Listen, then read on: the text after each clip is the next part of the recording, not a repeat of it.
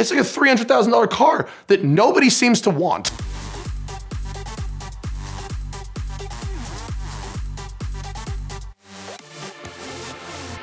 Every time I see Chris Harris, and I'm not trying to celebrity name drop because he's on Top Gear now. We did The Drive together.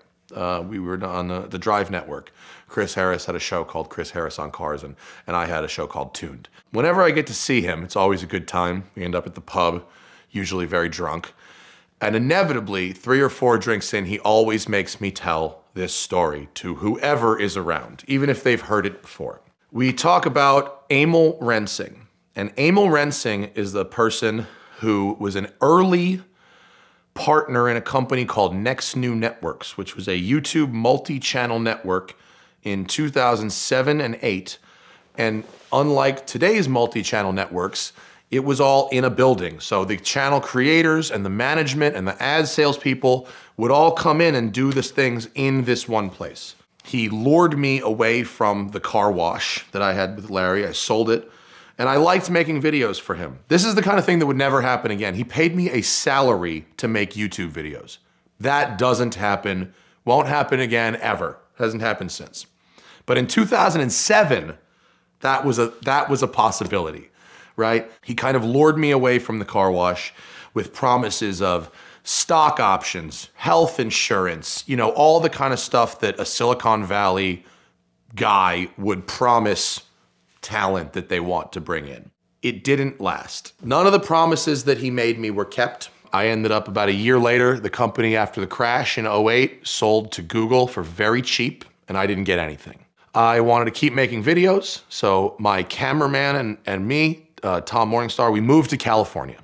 And actually, California was where this guy Emil lived. At the time, I was upset about losing that job.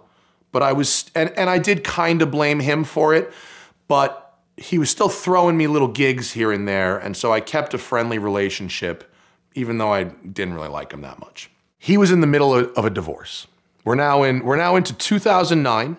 I have moved to California. I just got to California, okay? I'm in a little beach house in Hermosa Beach, and Emil is in the middle of a divorce, okay?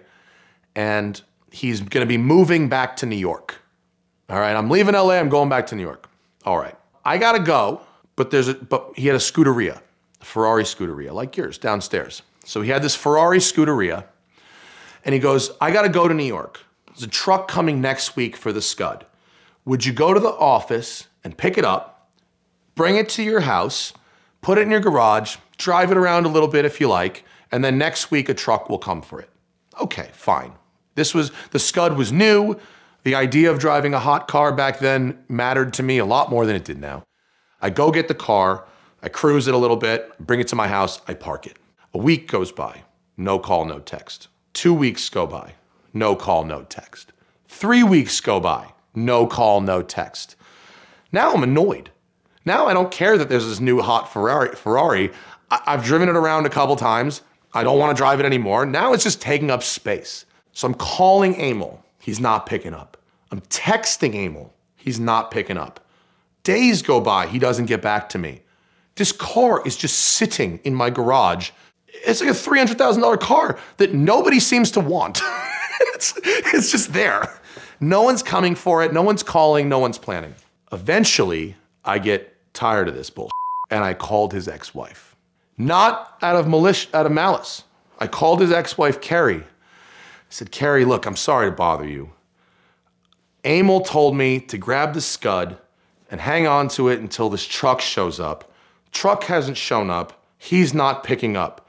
She goes, you say you picked up the Scud?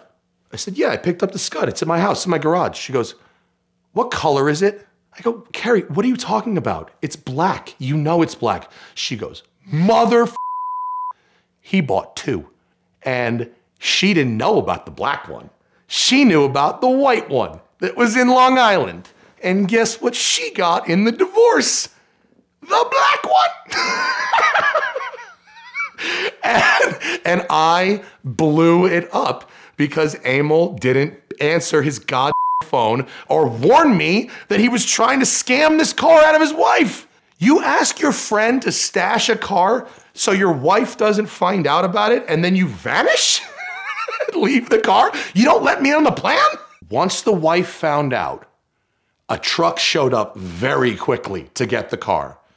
And I swear to you, I had a working relationship with that dude for about 4 years after that. He never brought it up once.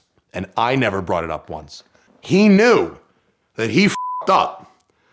I knew that he f***ed up and that I blew it up. And what was he gonna do? Be like, why'd you call my wife? Why'd you leave an abandoned car at my house? He never once brought it up ever again. After that first company sold cheap and I got kind of bounced to the curb, I was mad, but when Emil made the Drive network happen, because it was JF's idea, and then, I mean, Emil was basically a professional middleman. All he ever did was connect A to B and get a piece. That was his whole thing. So he connected the Drive network to the YouTube executives, carved off a nice piece for himself. I was pissed when I got booted in 08. I had crawled my own way back to a certain point, to a little bit of money and a little bit of fame for the Smoking Tire by like 2011. And when the Premium Content Initiative came in, it was like, wow, well, Emil has brought a deal. You know what I mean? He's brought a budget. We can go out and make some produced content, which I really liked. And so at that time, no, I wasn't mad anymore. And then now I'm forever mad. This will not be let go. Ever. He sank the Drive network and he ended up going to prison. Not for that. He had another job. The Drive network thing, he was a partner in, but it wasn't his job.